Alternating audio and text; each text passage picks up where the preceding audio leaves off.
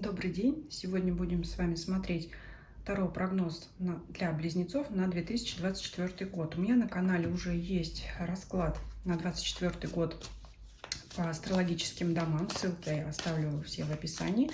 А сегодня мы посмотрим расклад по месяцам.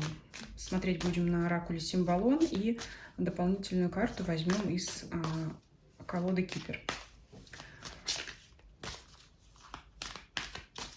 Смотреть будем в общих чертах, да, потому что для всех свои сферы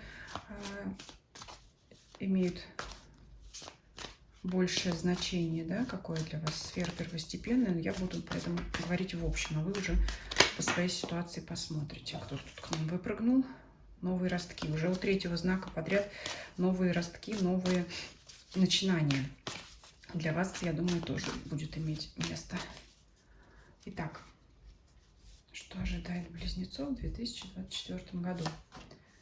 Январь, вот они, сразу новые начинания, хоть другая карта, но тем не менее. Январь, февраль, март, апрель. Интересно как. Май, июнь, июль, август, сентябрь, октябрь, ноябрь, декабрь. Сразу скажу, расклад довольно сложный, но по итогу вы добьетесь того, чего хотели. Вот так вам скажу.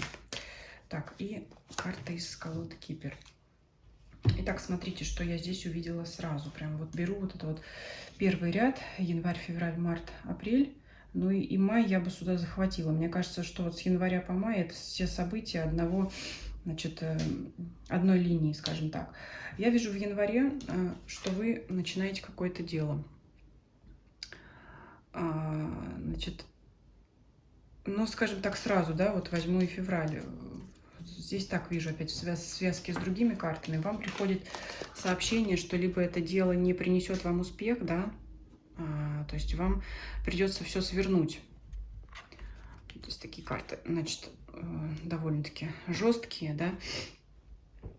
Вы начинаете новое дело, вам приходит какое-то сообщение, известие, что нет, оно у вас не пойдет, или конкуренты, или, значит, вы выбрали не лучшее время, вот это скорее всего, да, скорее всего, не лучшее время вы выбрали для новых начинаний.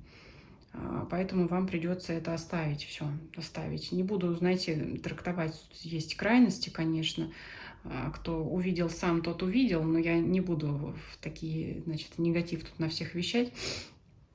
Но, тем не менее, может быть, что-то, за что вы возьметесь в начале года, оно не то, что не принесет вам успех, но дело не пойдет, не будет продвигаться, потому что, а может быть, кто-то вовремя вас предупредит о том, что оставьте эту идею, потому что, ну, пойдете по ложному пути. И вот два Меркурия у нас в феврале, он вас предостерегает, либо вам сообщает о том, что оставьте это, а в апреле к вам приходит еще одно известие. Значит, наверное, понимание того, как действовать иным способом, иным путем. Поэтому вот здесь для вас предостережение о том, что, может быть, вы недостаточно подготовились к тому, что вы хотите начать. Но это именно то, что касается новых начинаний. Может быть, это касается отношений, романтической сферы, либо партнерской. Может быть, вы там избрали не того человека, да, с кем вы решите начать отношения, да, либо деловые отношения. То есть, скорее всего, вот то, что новое к вам в этом году, в 2024 придет, скорее всего, как начнется, так и быстро завершится. Поэтому вам будет нужно искать либо самим новую информацию, нового человека. Но в начале года то, что вот вы начнете, это придется оставить. То есть это такое что-то быстро проходящее, да, какое-то краткосрочное, скажем так. Так, апрель у вас, значит, поиски нового, да, это опять не новый старт, скорее всего, вам будет сложно прямо сразу, закончив старое, начать новое, закончив старые отношения, вступить в новое. Но если это касается романтических отношений, это поиск нового партнера, пока еще он у вас здесь не нарисовался, пока вы, может быть, ищете, там, с кем-то знакомитесь. То же самое, что касается деловой сферы. В мае предостерегает карта вас от обмана, да, может быть, кого-то впрямую от азартных игр. Что значит от обмана? Как и вас может кто-то захотеть обмануть, так и вы, да, поэтому вот здесь карта предупреждает о том, чтобы вы эту мысль оставили. Ну вот начало года такое суматошное, скажем так, прямо бесполезное, какое-то такое вот, ну, пустая трата времени, могу так сказать. Поэтому воспринимайте это как предостережение. Если все-таки вы пожелаете начать новое дело, то подойдите к нему со всей серьезностью. Ну, как можно, не то, что я там говорю, что вы не серьезная, но, знаете, как можно тщательнее проработайте все детали, чтобы потом что-то незначительное, да, не ставила вам в палки в колеса, чтобы, да, дело ваше продолжалось. И как-то, конечно, проверяйте там все бумаги, документы и особенно новых людей, которых вы не знаете, да, которые могут втереться вам в доверие, оказаться общительными, дружелюбными, но на самом деле будут преследовать свои цели. Вот это как предупреждение вам. И здесь, знаете, на этом вот этот вот негатив мы будем отбрасывать и смотрим, что у нас происходит в июне и июле.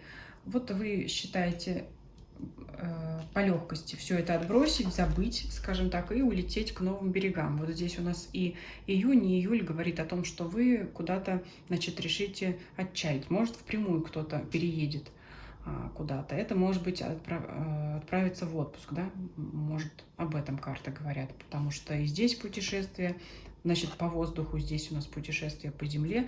Это может быть буквально, может быть в переносном смысле о том, что вы решите старое бросить и заняться новым. И, знаете, так вот чувствуется по этим картам какая-то свобода. Ничто не держит, ничто не тянет, никому не обязан. Кстати говоря, вот увидела здесь человека внизу, да, каждый раз замечаешь какие-то новые детали. Вот когда вы улетаете на этом прекрасном аисте, наверное, или журавле, не знаю, как правильно, то человек внизу вам машет рукой, то есть кто-то будет о вас скучать, да, кто-то будет вспоминать о вас. И либо в прямом смысле, если вы куда-то уедете, да, и останется какой-то человек, который очень будет вас сильно ждать и скучать. Если в переносном смысле вы просто захотите начать новую жизнь, новые дела, может быть, устроиться на работу, искать новых отношений, то все равно вот кто-то, да, кто-то, как же это так, да, решился на новое, ну что же это так, ну вот как, ну вот, а мы все, а вы нет, скажете, нет, все, я ухожу к новым берегам, ищу новое. Здесь вот дальше опять предостережение, вот эта карта «Черное место». Скажем так, общительные близнецы компанию себе найдут всегда. Но вот здесь опять карта предостережения, да, что может что-то очень сильно завлекать, показывать свои большие достижения, но как бы вот, ну, грубо сказать, как бы не вляпаться опять в историю, да, потому что не все, что здесь вот июнь, июль, август, не все, что в августе будет предлагать вам жизнь, стоит туда ввязываться. Объясню почему. Я уже сказала, что эта карта, ну, черное место, это очень сильная, большая энергия, карта больших достижений. Но здесь показана группа людей, которые давно уже там друг с другом сотрудничает. Не факт, что вы туда впишетесь, а если и вас примут, это будет не самый лучший путь. Скажем так, если кто-то решит отправиться за легкими деньгами, не надо. Если кто-то, значит, захочет вступить в какие-то легкие отношения, тоже не следует вам это делать, да. То есть, если вы захотите по легкости, по шуту, то можете наткнуться на тех людей, которые там вас поведут по наклонной, скажем так. А чтобы добиться своего результата, в сентябре карта показывает, то есть, конечно, не знаю, порадует вас это или нет, карта показывает тяжелую работу. То есть не ищите легких денег, легких отношений каких-то. Вот здесь нужно не по легкости, а по серьезности, да. То есть отношения надо строить, выбирать партнера правильно, тщательно. То же самое касается и работы, работодателей, ваших каких-то дел, бизнеса, опять же, да, то есть легко не получится, это не вступайте ни в какие финансовые пирамиды здесь, да, вот все, что вам покажется легкой добычей, вот это вот все предостережение, чтобы вы оттуда сразу уходили, вот, а вот работа, конечно, она вам принесет, ну, вот здесь именно, знаете, тяжелая работа.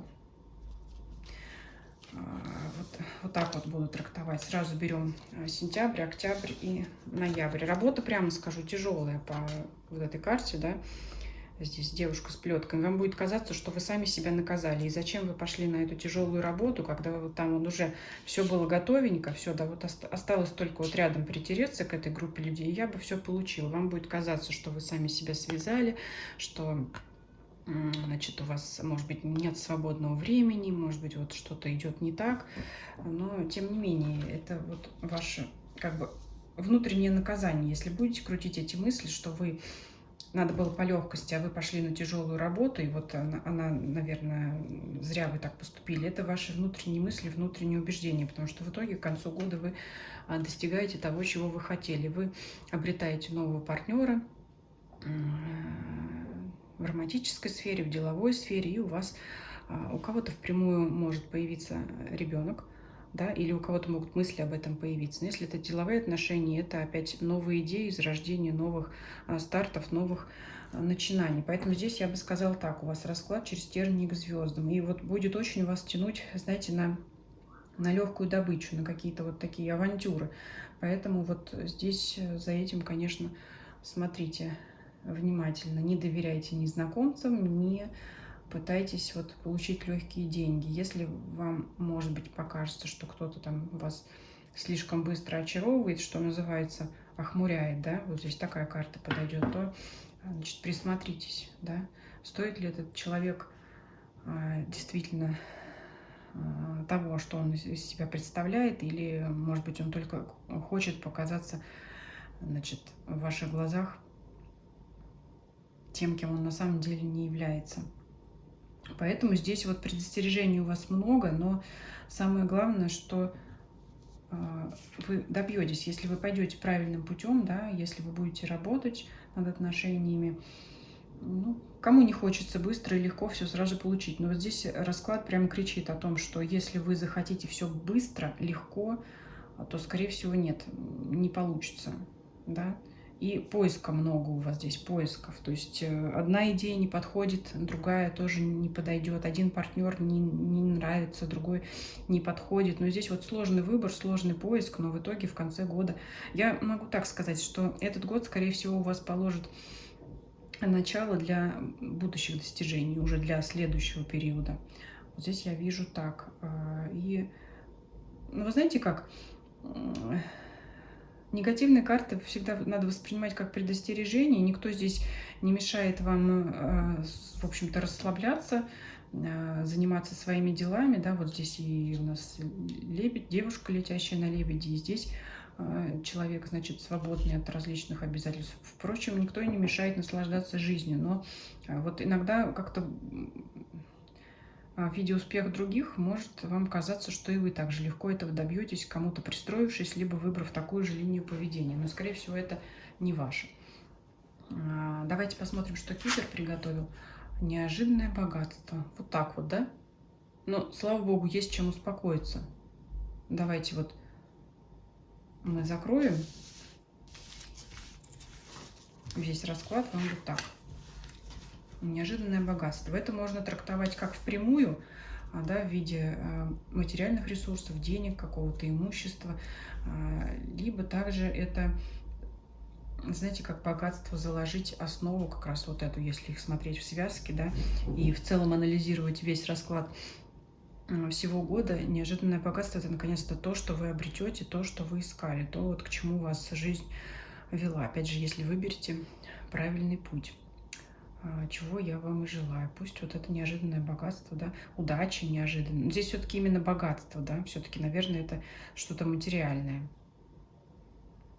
Вот оно в итоге к вам придет. Это как, вот знаете, как бонус всего расклада для вас. Вот эта карта вам выпадает. Пусть так оно и будет. Спасибо за просмотр. Всем до свидания.